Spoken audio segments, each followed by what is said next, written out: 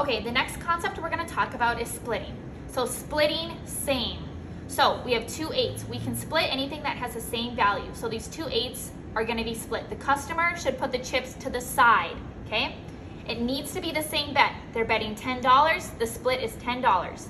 Now we give a card, we always play clockwise, so we always give this one a second card.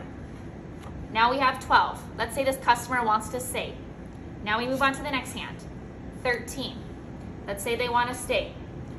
Let's say that this customer wants to split this hand as well. You can split on anything with the same value. So 10s, jacks, queens, kings, those can all be split. Most people won't do it, but they can do it if they'd like. 12, let's say they want to stay, and 19. Now let's move on to our aces. Let's say that a customer is going to split their aces. Most times they will. When they split aces, they only get one card. Let's say they got another ace. They can split up to 4 times. So let's say they want to split again. One card, one card. From here, I go ahead and I flip. I have 14, I have to take a hit. 16, I bust.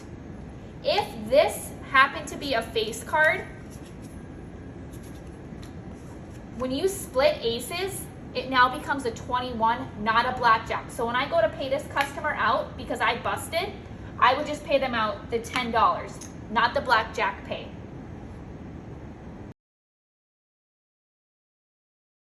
Okay, so all these customers have split. I'm showing an ace, I'm gonna flip my card.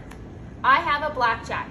So we only take the original bet because I have a blackjack. So this was my original, this was my original, and this was my original. They keep all their splits. Remember that rule? Once you split aces, it becomes 21. So this is not a blackjack. So this hand is just a 21.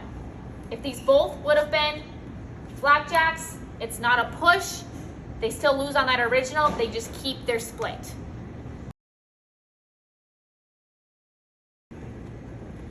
Okay, so we're gonna pretend like all these customers had split. I'm gonna flip.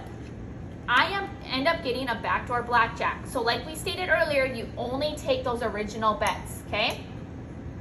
Let's pretend like earlier on, when these people split their 8s, they sit on their 12, but for some odd reason they wanted to take a hit on that 13, and they took a hit and they would have busted. We would have taken their chips, we would have cleared their cards. So at the end, if we would have flipped that blackjack, when we're taking just the original bets, this bet would stay because we had already taken a split.